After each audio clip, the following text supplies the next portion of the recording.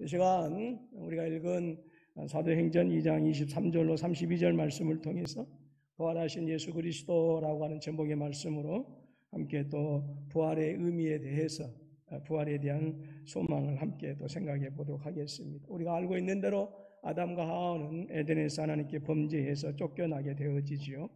에덴이라고 하는 장소는 하나님 나라를 대표하는 장소입니다. 그러니까 에덴에서 쫓겨났다라고 하는 것은 아담과 하와가 하나님 나라에서 쫓겨났다라고 하는 것을 의미하는 것이지요. 그리고 하나님께서 주신 모든 복을 다 상실해 버리고 말았어요. 정복하고 다스리고 또 그다음에 충만하고 번성하고 하는 이런 모든 복들을 다 잃어버렸고요. 더불어서 하나님의 거룩한 형상도 깨어져 버리고 타락해 버리고 말았습니다.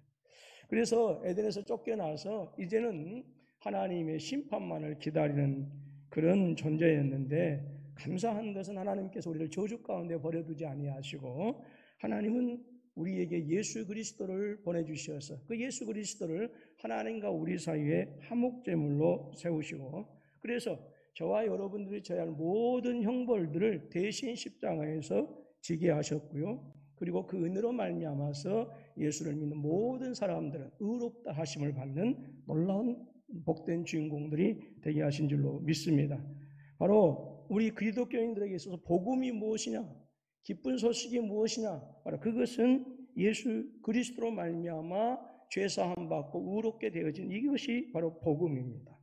바로 이 기쁜 소식, 이 복음이 바로 절망 가운데 살아가는 모든 사람들에게 주신 하나님의 복음인 줄로 믿습니다. 여러분, 십자가에서 주님께서 당하신 형벌 대속적인 죽음이 아니셨다고 한다면 이 땅에 존재하는 그 어느 누구도 단 한 사람도 예외 없이 하나님 앞에 나아갈 수 없었을 것입니다. 왜냐하면 인간 스스로 죄 문제를 해결할 수 없는 전적으로 부패한 존재요, 전적으로 타락한 존재요, 완전한 무능한 자이기 때문에 그렇습니다. 그런데 여러분, 우리의 죄가 용서받고 의롭다 하심을 얻을 수 있다라고 하는 이 놀랍고 기쁜 소식은 또 다른 이야기를 우리에게 전해주고 있습니다. 바로 하나님 나라에 대한 기쁜 소식입니다. 더 정확하게 말하면 하나님의 나라 이야기가 있어야 예수의 십자가 이야기가 완성된다라고 하는 거예요. 예수님은 이 땅에 말씀드린 것처럼 저와 여러분들을 위한 화목제물로 오셨어요. 화목제물로 오셨을 뿐만 아니라 아담과 하와가 하나님께 범죄함으로 말미암아 잃어버린 하나님 나라를 회복시켜 주시기 위한 왕으로도 이 땅에 오셨다라고 하는 거예요. 예수님은 우리의 죄의 문제를 해결하셨고, 그리고 다시 저와 여러분들로 하여금 하나님의 나라에 들어가서, 그래서 아담과 하와가 잃어버렸던 그 모든 복들을 다시 누리도록 하시기 위해서 하나님께서 이 땅에 오신 줄로 믿습니다. 여러분, 바로 예수 십자가의 복음이 바로 그 하나님 나라의 복음입니다. 하나님 나라의 복음이 예수 십자가의 복음이에요. 그런데 예수님께서 이 땅에 오심으로 시작되어진 이 복음의 이야기는 십자가 위에서 우리 예수님께서 죽으신 것만으로 끝나지 않는다라고 하는 거예요. 만약에 우리 예수님께서 십자가에서 죽으신 것으로만 끝나버렸다고 한다면 오늘 우리에게는 소망이 없었을 것입니다. 그런데 바로 이 복음의 이야기는 십자가 위에서 우리 예수님께서 죽으신 것으로 끝나버리는 것이 아니라 죽음 이후에 또 다른 하나님의 나라 이야기가 우리 가운데 펼쳐진다라고 하는 거예요. 그래서 죽음 이후에 펼쳐진 그 하나님 나라의 복음을 통해서 예수님께서 우리에게 있어서 어떤 분이시고, 그리고 그분을 통해서 우리가 어떻게 하나님의 나라가 우리 삶 가운데 임하게 되었는지라고 하는 것을 알게 합니다. 바로 오늘 이 시간에는 예수 그리스도의 십자가 이후의 이야기를 살펴보면서요, 이 시간에는 왜 부활의 역사성이 정말로 중요하고, 그리고 그 부활이 우리에게 어떤 의미를 주는가라고 하는 것에 대해서 함께 또 묵상해 보도록 하겠습니다. 먼저 믿음의 사람들에게 있어서 정말로 필요한 것이 있어요. 믿음의 사람들이 반드시 믿어야 하는 것, 바로 예수 그리스도의 부활의 역사성입니다. 즉 실제적으로 예수 그리스도의 부활, 죽었다가 다시 살아난 이 부활의 사건이 실제적인 역사 가운데 일어난 사건이다라고 하는 것을 예수 믿는 사람들은 분명하게 믿어야 된다라고 하는 거예요. 여러분, 세상을 유지하고 세상을 지탱하게 하는 자연법은 사람이 죽었다가 다시 살아나는 것을요, 설명할 수가 없어요. 세상을 유지하게 하고 지탱하게 하는 이 자연법은 사람이 다시 살았다가 죽었다가 다시 살아난다라고 하는 것을 받아들일 수도 없고 이해할 수도 없어요. 또 그것은 하나님께서 세상을 분명히 다스리시고 보존하신 은혜인 것이 분명합니다. 근데 만약에 이 법이 깨어져 버린다고 한다면요, 온 자연세계는 혼란 속에 큰 문제가 있을 수밖에 없어요. 여러분, 이 나고 자라서 늙고 죽는 이 죽음의 법칙, 이것은 원래는요, 하나님의 법이 아니었다라고 하는 거예요. 하나님은 당신의 나라를 창조하시고 그 나라를 다스리기 위한 그 하나님의 다스림은 원래 이 죽음의 통치가 아니라 의의 통치이셨고요. 그리고 생명으로 충만한 통치이셨어요. 그것이 저와 여러분들 하나님의 형상으로 창조하신 목적이기도 하고요. 선악을 알게 하는 이 선악과라고 하는 이 과실만 동산 중앙에 두신 것이 아니라, 선악을 알게 하는 과실만 동산 중앙에 두신 것이 아니라 바로 선악을 알게 하는 과실 외에 생명나무라고 하는 이 나무도 동산 중앙에 함께 두신 목적이 바로 거기에 있어요. 하나님께서 온 우주 만물을 통치하시되 의의 통치가 되게 하시고 생명의 통치가 되게 하시도록 하는 이유, 저와 여러분들을 하나님의 형상으로 창조하신 목적이고, 그리고 생명나무를 동산 중앙에 두신 목적이다라고 하는 거예요. 그런데 안타깝게도 하나님의 대리자이고 하나님의 의와 생명의 충만함으로 우리 인간은 세상을 정복하고 다스려야 할 그 인간인데, 근데 하나님께 불순종함으로 말미암아서 하나님의 대리자로서의 자격을 상실해 버립니다. 뿐만 아니라 다스림의 대상이었던 다른 모든 창조물들은 인간의 죄로 말미암아서 역시 이 세상의 모든 만물들도 죄와 사망의 지배를 받게 되어졌고, 그리고 온 세상은 이 죽음의 법칙이 어느 하나라도 예외 없이 적용되고 말았어요. 이제 이 땅에 존재하는 모든 것들에게는 죄 문제가 해결되지 않는 한은 이 죽음의 법칙은 필연이 되어져 버리고 말았습니다. 근데 우리 주님께서 세상에 오신 거예요. 우리 주님은 죄가 없으신 분이십니다. 그래서 죄가 없으신 분이시기 때문에 이 세상에서 작용하고 있는 이 필연의 법칙이었던 죽음의 법칙이 애초부터 우리 주님에게는 적용될 수가 없어요. 그러므로 존재하지도 않는 당신의 죄 때문에 죽으실 수 있는 분이 아닙니다. 그런 주님께서 저와 여러분들을 위해서 십자가에서 형벌대속적 죽임을 당하신 거예요. 즉 우리 주님께서 형벌대속적 죽임을 당하셨다라고 하는 이것은 모든 물리적인 한계를 초월하여 계신 영광과 위엄과 권능의 위엄을 가지신 하나님께서 스스로 죽음의 법이 왕노릇하는 이 물리적 세계로 들어오셨다는 것을 의미하는 거예요.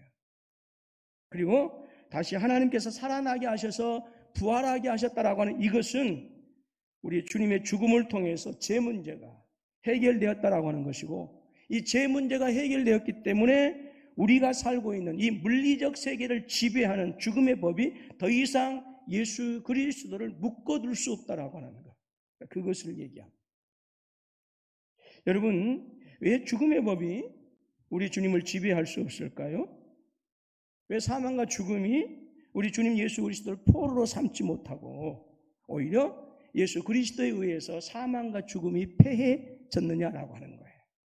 그것은 우리 주님 예수 그리스도께서 하나님의 의를 만족시키셨기 때문에 그렇습니다.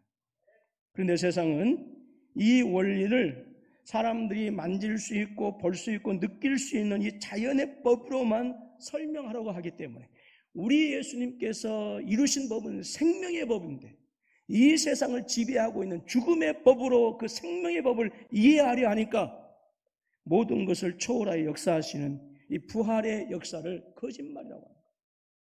그리고 부활을 실제적인 사건으로 받아들이지 아니하고 부활의 의미만을 신앙으로 받아들이려고 하는 시도들이 교회 안에 만연하고 있다라고 하는 거예요.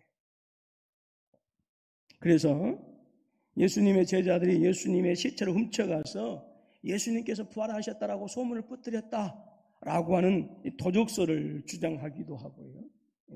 예수님께서 죽지 않으시고 너무 십자가의 고통이 아파서 잠시 기절했다가 깨어나셔서 탈출하셨다라고 하는 이 기절설을 얘기하기도 하고요. 심지어는 예수님의 제자들이 너무 예수님을 사모해서 환영을 보았다라고 하는, 그래서 예수님이 살아나셨다라고 주장하는 이 환영설을 주장하기도 합니다. 근데 이 세 가지 설은, 이 환영설, 기절설, 이 도적설은 2000년 동안 계속해서 예수 그리스도의 부활을 믿지 않고 교회를 공격하는 자들이 계속해서 주장하는 주장입니다. 그러나 성경은 분명하게 우리에게 말씀해주고 계세요. 자, 고린도전서 15장 4절로 8절 말씀인데요, 같이 한번 읽습니다. 시작.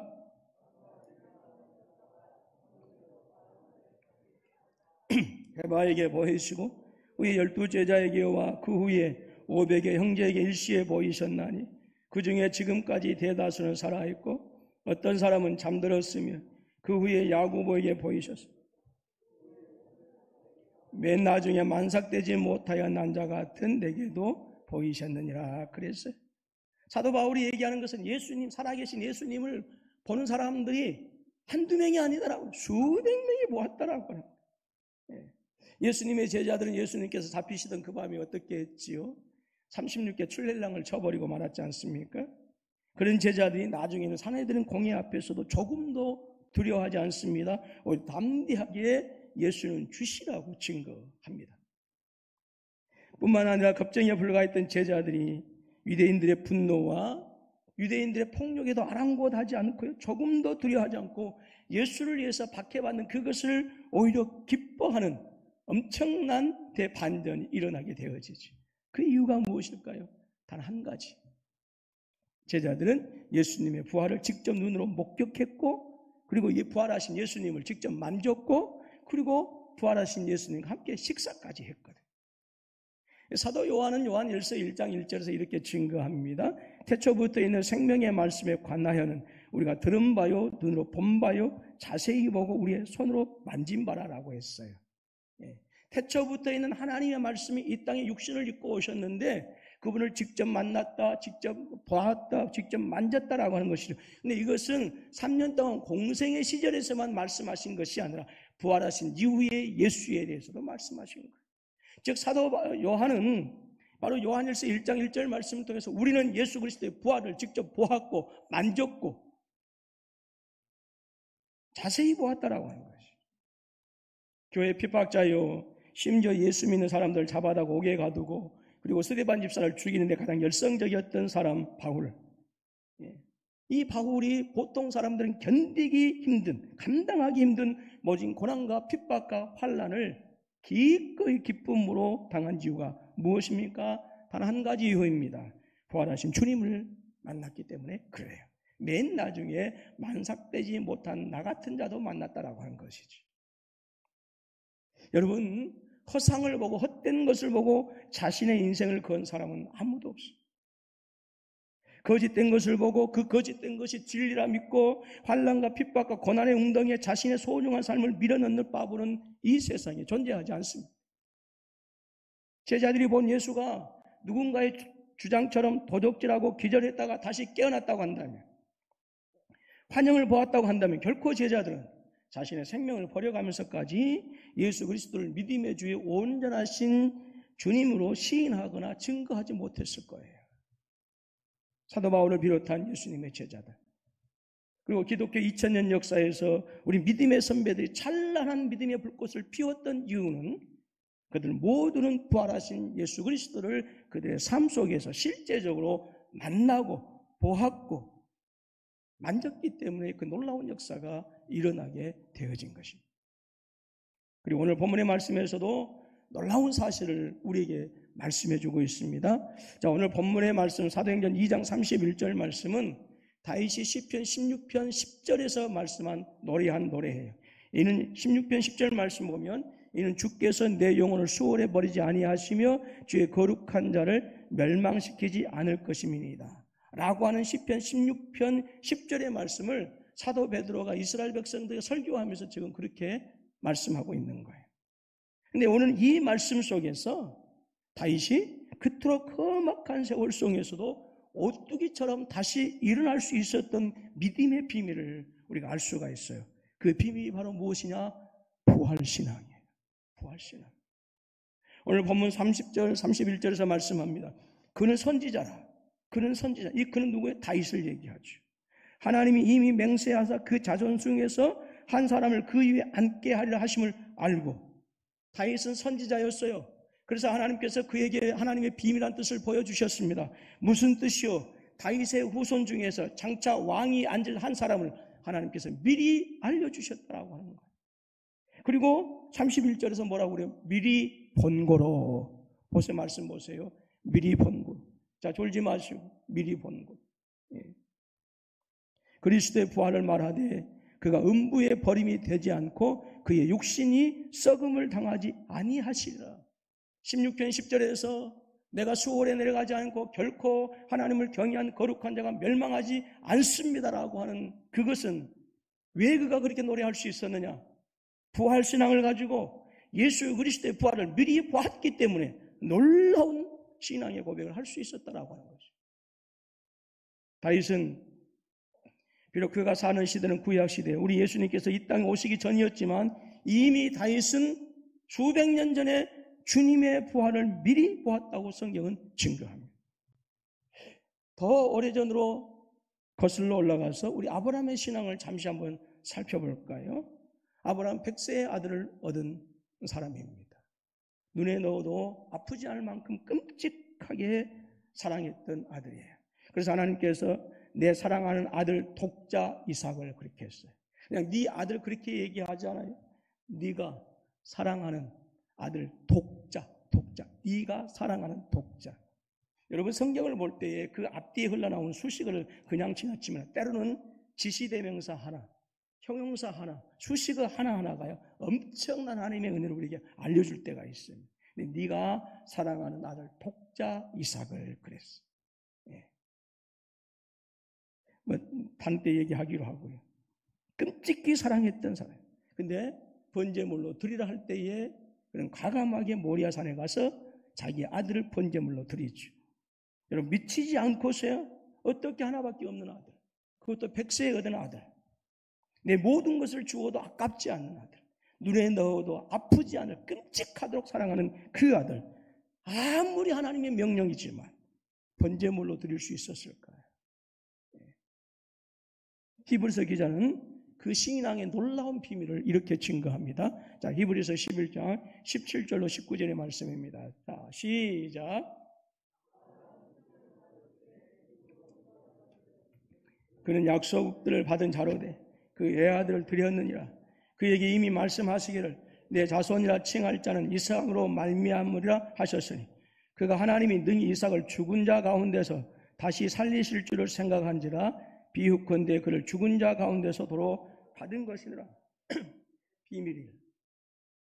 끔찍히도 사랑했던 그 독자 아들, 100세에 나와서 모든 것을 주어도 아깝지 않은 그 아들을 담대하게 모리아산에서 번제물로 드렸을 수 있었던 그 이유는 뭐라고 그래요? 그는 약속들을 받은 자들의 그 아들을 드렸느니라. 그에게 이미 말씀하신 내 자손이라 칭할 자는 이삭으로 말미암았느니라. 하나님의 약속은 이 아들 이삭으로 이루어지기 때문에 반드시 이 이삭이 번제물로 불에 태워서 하나님께 드려질지라도 제 가운데서라도 하나님께서 그를 죽은 자 가운데 다시 살리실 것이다라고 하는 이 부활신앙이 위대한 헌신을 하게 했다라고 하는 거예요. 여러분, 예수 그리스도의 부활을 실제적인 그리고 역사적인 사실로 받아들이지 않고서는 그래서 부활의 의미만을 도덕적인 교훈으로 삼는다거나 부활의 어떤 의미를 종교적인 신념 정도로 여긴다고 한다면 죄가 실제로 지배하는 우리 삶의 모든 문제들, 죽음의 법칙이 지배하는 실제적인 우리의 삶에서 우리가 지고 가야 하는 모든 저주와 삶의 즐거움을 이기고 승리할 수 있는 부활의 역사는 절대로 일어나지 않는다라고. 그래서 예수 그리스도의 부활의 실제성을 믿는 그 믿음이 너무나 중요합니다. 그래서 사도 바울은 만약 저와 여러분들에게 부활이 없다면 우리의 모든 믿음은 헛된 것이라. 자, 고린도전서 15장 13절로 19절 말씀 조금 깁니다만은 같이 읽습니다. 우리 영상으로 참여하고 있는 우리 성도님들도 같이 함께 읽습니다. 시작. 만일 죽은 자의 부활이 없으면 그리스도도 다시 살아나지 못하셨으리라. 그리스도께서 만일 다시 살아나지 못하셨으면 우리가 전파하는 것도 헛것이요 또 너희 믿음도 헛것이며 또 우리가 하나님의 거짓 증인으로 발견되리니 우리가 하나님이 그리스도를 다시 살리셨다고 증언하였습니다. 만일 죽은 자가 다시 살아나는 일이 없으면 하나님이 그리스도를 다시 살리지 아니하셨으리라. 만일 죽은 자가 다시 살아나는 일이 없으면 그리스도도 다시 살아나신 일이 없었을 터이요 그리스도께서 다시 살아나신 일이 없으면 너희의 믿음도 헛되고 너희가 여전히 죄 가운데 있을 것이요 또한 그리스도 안에서 잠자는 자도 망하였으니 만일 그리스도 안에서 우리가 말하는 것이 다만 이 세상의 삶뿐이면 모든 사람 가운데 우리가 더욱 불쌍한 자. 한마디로 얘기하면 예수님의 부활이 실제적인 사건이 아니라면 뭐예요? 우리의 전하는 모든 것들이 헛되고 거짓되고 우리가 세상에서 가장 불쌍한 자다라고. 그래서 파운스 박사라고 하는 분은 이렇게 부활에 대해서 이야기합니다. 우리가 그리스도를 우리의 주로 믿는 것은 오직 그의 부활에 완성된 사실에 의해서만 정당화되어집니다. 예수 그리스도의 실제적인 부활을 믿는 그 믿음이 우리의 믿음을 정당화시킨다라고. 여러분, 예수님의 부활은 실제적인 사건입니다. 믿으시길 주님의 이름으로 축원합니다. 예. 그렇다면 왜 예수 그리스도의 부활을 실제적인 사건으로 믿어야 하느냐라고 하는 거예요. 예. 그것은 예수 그리스도의 부활은 우리 영적 부활의 원천이며 육적 부활의 근거가 되기 때문에 그래요. 다시 한번 말씀드립니다. 예수 그리스도의 부활은 우리의 영적 부활의 원천이 되고 우리 육적 부활의 근거이기 때문이다라고.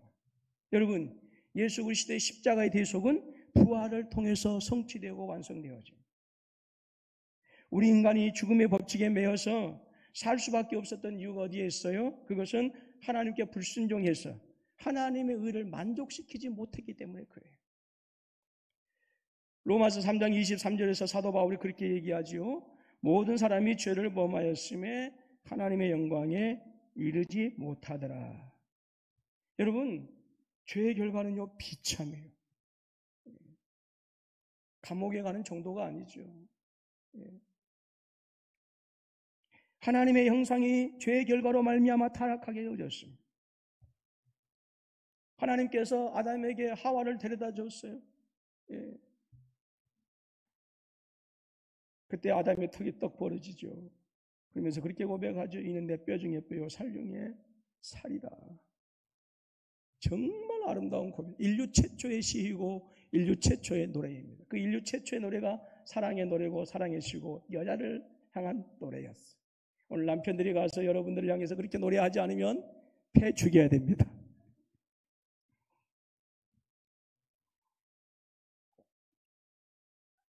저는 날마다 하고 살아요. 여러분, 죄의 결과는 비참하는 거예요. 니는 내 뼈 중에 뼈, 살 중에 살이라고 했던 그 사랑하고 협력하는 관계가 깨어지고 원망하고 다투고 심지어는 서로가 죽고 죽이는 이런 관계로 변질되어져 버리고 말았어요. 무엇 때문에? 죄 때문에. 하나님께서 우리를 지으시고 생육하고 번성하고 충만하고 정복하고 다스리라고 하는 놀라운 복을 주셨어요. 이 모든 복을 다 빼앗겨 버렸어요. 무엇 때문에? 죄 때문에. 그리고 마침내 에덴에서 쫓김을 받습니다. 왜요? 죄 때문에. 그리고 사망과 죽음의 굴레에서 벗어나지 못하고 영원한 하나님의 심판 아래 살아야 하는 것이 오늘 저와 여러분들에게 주어진 삶이었어요. 무엇 때문에? 죄 때문에. 근데 여러분, 이보다 더 비참한 것이 있어요. 무엇인지 아십니까? 그것은 인간 편에서는 결코 하나님 심판에서 벗어날 수 없다라고 하는 것이죠. 이 비참한 죄악의 굴레를 끌어버릴 수 있는 방법이나 그 어떤 사람이 결코 존재하지 않는다라고 하는 거예요. 소망이 없는 것처럼 무서운 게 없어요. 인간의 역사에서 수없이 많은 지혜자들, 인류 역사에 지대한 공헌과 업적을 남겼던 사람들이 부지기수로 역사에서 왔다가 갔습니다. 그럼에도 불구하고 그들은 하나같이 죽음 앞에서 한없이 미약하고 무력하기만 했습니다. 그렇게 위대한 성현들, 그렇게 위대한 지혜자들이 왜 그렇게 죽음 앞에서는 한없이 무기력할 수밖에 없었을까요? 단 한 가지 이유입니다. 그들 모두는 아담의 후손이었기 때문에 그래요. 그런데 하나님께서 죄가 없으신, 죄를 전혀 모르신 또 다른 아담을 보내주십니다. 바로 저와 여러분들의 죄악을 대신 지실 분, 바로 예수 그리스도, 나의 구주, 나의 하나님, 그분이십니다. 성경은 말씀합니다. 로마서 5장 17절 말씀인데요, 제가 읽어드립니다. 한 사람의 범죄로 말미암아 사망이 그 한 사람을 통하여 왕노릇하였은즉 더 은혜와 의의 선물을 넘치게 받은 자들은 한 분 예수 그리스도를 통해서 생명 안에서 왕노릇하시리라 했어요. 아담의 죄로 말미암아서 사망의 법칙이, 죽음의 법칙이 우리에게 들어왔어요. 근데 또 다른 아담이신 예수 그리스도께서 오셔서 그를 믿는 자에게는 사망의 법칙이 적용되어지는 것이 아니라 생명의 법칙이 적용되어졌어요. 왕노릇한다라고 하는 거예요. 여러분, 예수 그리스도는 선물인 줄로 믿습니다. 예수 그리스도는 생명의 선물인데 영원한 선물이에요. 코로나19 때문에 우리의 마음이 심히 더 어둡고 무거웠는데 세상에 경기도에서 10만 원씩을 준다네. 얼마 있다가 또 군포시에서 또 5만 원을 준다네. 야, 세상에 15만 원 준다고 하니까 이게 우리 네 식구인데 이게 그건 15만 원 얼마예요? 60만 원 받으니까 세상 다 가진 것 같아. 부자가 된 것 같아. 코로나19 문제가 다 해결된 것 같아. 근데 또 얼마 있다가 들려오는 소식은 또 정부에서 준다네. 15만 원 받고도 우리 인생에 그렇게 기쁨이 있다고 한다면 영원하신 생명의 그 부활을 우리가 선물로 받았어요. 우리가 어찌 기쁘지 아니하리요. 여러분, 감사할 수밖에 없지 않습니까? 이 부활의 주일에 그 은혜가 여러분 회복되어지기를 주님의 이름으로 축원합니다. 여러분, 그래서 이 생명의 선물, 영원한 생명을, 예수 그리스도의 생명을 받으신 사람들은 뭐라고 그래요? 하나님께서는 모두가 의롭다 하심을 허락해 주셨어요.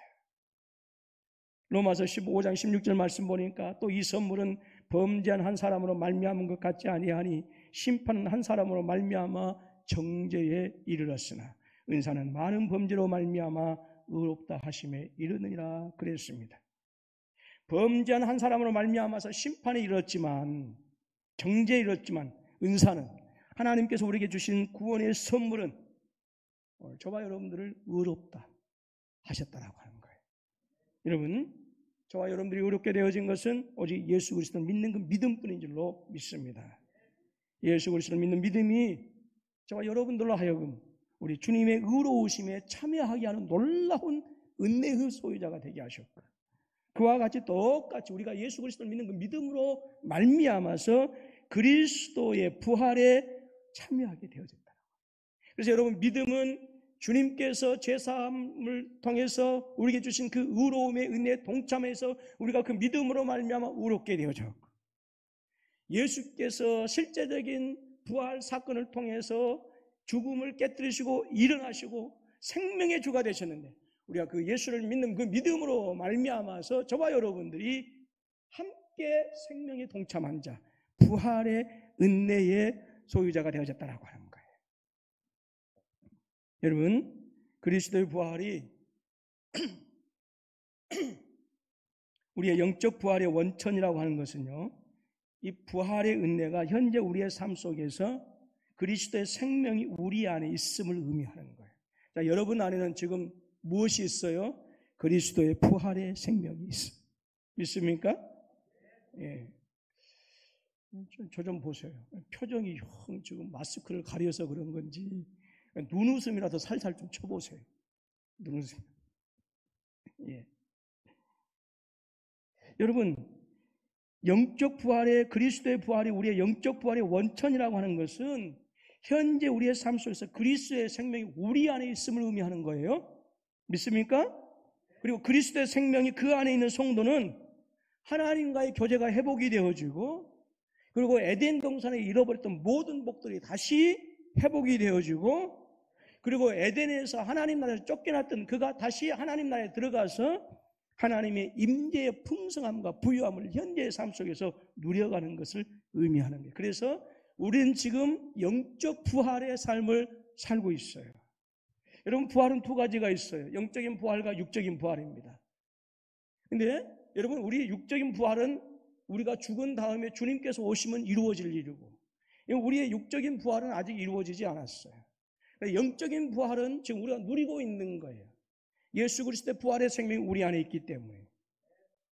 그리고 점차로 예수 그리스도처럼 거룩하고 아름다운 하나님의 형상으로 자라고 성숙해져가는, 왜? 우리 안에 예수 그리스도의 부활의 생명이 있기 때문에. 이것이 현재적인 삶에서 누리는 부활의 은혜예요. 예.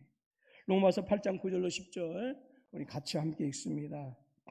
로마서 8장 9절로 10절 시작.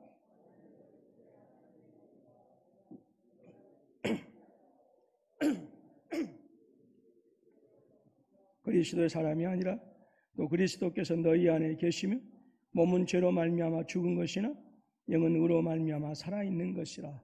자, 여기 말씀 보니까 10절 말씀 보니까 그리스도께서 너희 안에 계시면 몸은 죄로 말미암아 뭐 했어요? 죽은 것이나 영은 의로 말미암아 살아있대. 이건 무엇이에요? 지금 우리의 영이 부활의 은혜 가운데 살아가고 있다고. 믿으면 예, 아멘 하시기 바랍니다. 예. 로마서 8장 11절 말씀. 그래서 여러분 이러한 영적인 부활은 정말로 중요한 것을 우리에게 알려주는데, 육적 부활의 시작이요 육적 부활의 보증이다라고 하는 거예요. 예. 이런 보증이 무슨 말인지 알지요?